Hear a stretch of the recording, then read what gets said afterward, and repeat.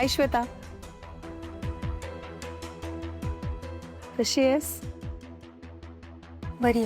आज डोळ्यात कचरा वगैरे नाही गेलाय ना? मॅम, तुम्ही मला इथे का बोलवलंय? अगं, इतकी घाबरू नकोस.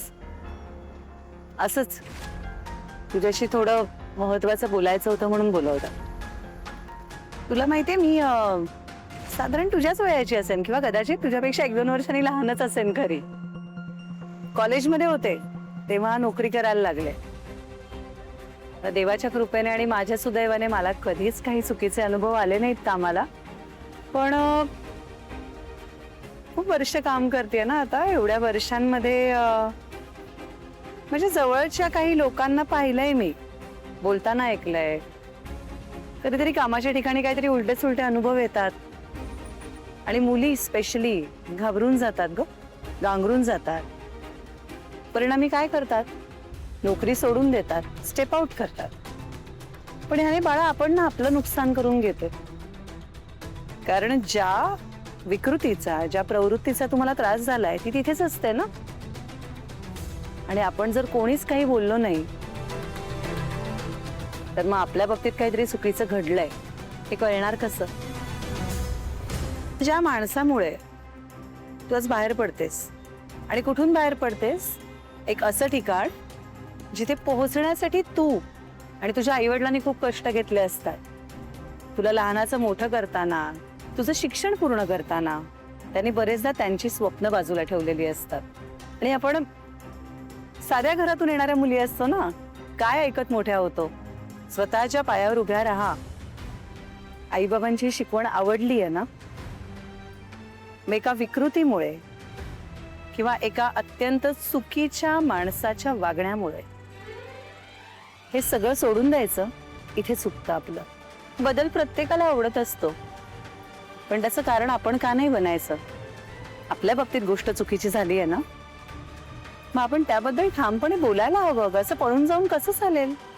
आपल्याला ती प्रवृत्ती संपवायची आहे जगातून, समाजातून.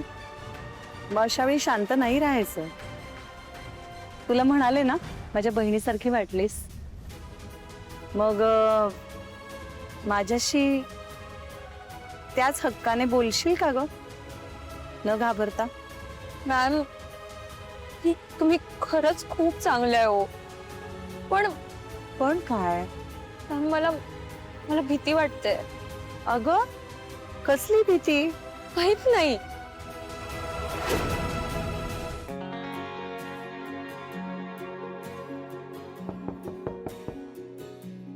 या या या या बसा इथे. या सावकाश. हो बसा.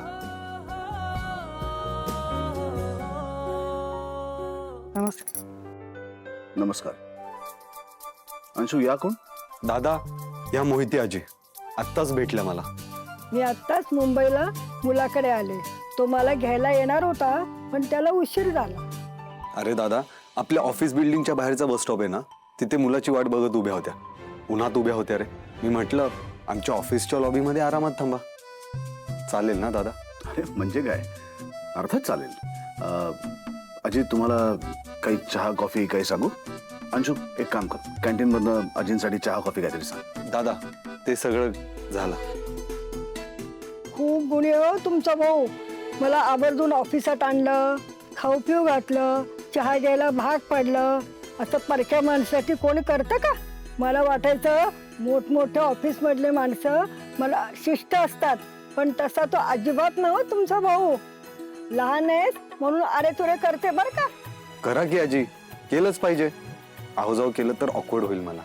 त्याच्या बोलण्यात सारखं तुमचं नाव येत होतं. म्हणलं चला भेटूया, चांगले संस्कार कुणी याच्यावर केले ते पाहूया.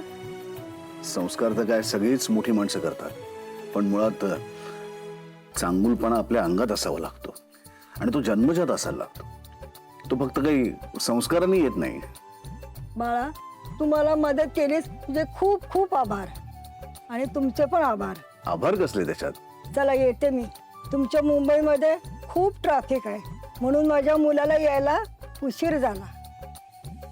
चला येते मी. दादा मी ड्रायव्हरला सांगितलंय त्यांना घरी सोडून यायला. उत्तम केलंस. सुखी राहा. या.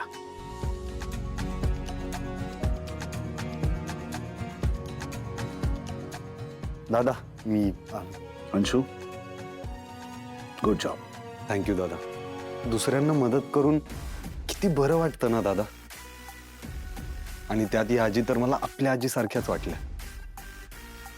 आणि महिलांना तर मदत केलीच पाहिजे यु नो. श्वेताचा वाईट एक्सपिरियन्स आला म्हणून मी खचून नाही जाणार. समाजातल्या गरजू स्त्रियांना मी नेहमी मदत करत राहीन दादा. I am proud of you. आलोच.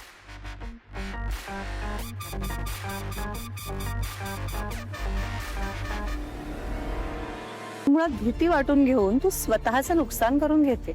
आज तुला त्रास दिलाय, तुला घाबरवले, उद्या आणखी मुलींना घाबरवणार. हे कुठेतरी थांबायला हवं. श्वेता, मी तुला भेटले कारण मला तुला मदत करायची आहे. मॅम मी माझ्या आईची शपथ घेऊन सांगते, मी काही चुकीचं वागत नाही हो. मी कामाला येते, काम करून घरी जाते. मी कोणाशी ओव्हर फ्रेंडली सुद्धा होत नाही. पण अंशुमन सर माझ्याशी खूप विचित्र वागतायत. काम करणं मुश्किल झालंय आणि मी सोडू पण शकत नाही हो. हे सगळं तू समर सरांना का नाही सांगतेस? मला भीती वाटते त्यांची. अगं माहिती नाही पण समर सर खूप स्ट्रिक्ट आहेत. मी त्यांच्या डोळ्यात डोळे घालून बोलू सुद्धा शकत नाही हो. आणि त्यात अंशुमन सर तर समर सरांचे भाऊ आहेत. ते माझ्यासाठी त्यांच्यावर का चिडतील, माझ्यावर का विश्वास ठेवतील? समर सर खूप स्ट्रिक्ट आहेत, पण त्याचबरोबर ना ते खूप प्रामाणिक आहेत. मुळात ते स्त्रियांचा खूप आदर करतात अगं. त्यामुळे मला वाटतं की त्यांचा तुझ्यावर विश्वास बसेल. जसा आता मी विश्वास ठेवलाय तसा तेही विश्वास ठेवतील. फक्त ना तू घाबरून नको जाऊ सगळं त्यांच्याशी बोलायला. काय कळतंय का?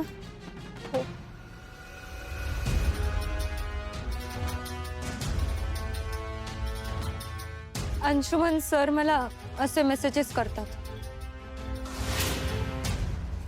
शी, इतके घाणेरडे मेसेजेस?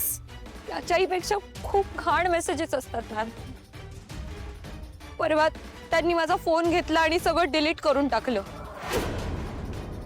लकीली मी हे काही स्क्रीनशॉट्स माझ्या बहिणीला दाखवायला काढून ठेवले होते, त्यामुळे राहिले. अगं हे खूप भयंकर आहे. तू एक काम कर, तू माझा नंबर घे बरं आधी आणि हे सगळे स्क्रीनशॉट्स मला पाठव.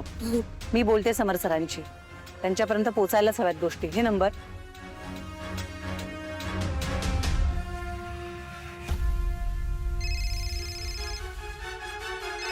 गॉड, ऑफिस मधून कॉल आहे. हो हो हो, ऐक, शांत राहा, बी काम. आणि तू एकटी नाहीयेस, मी आहे तुझ्या बरोबर. ठीक आहे? हो. I am just call away. मला काही वाटलं तरी फोन कर. जा शांतपणे. Thank you ma'am. आणि ऑफिसला पोहोचण्याआधी मला हे स्क्रीनशॉट्स पाठवून ठेव. हो मॅम. जा. थँक्यू.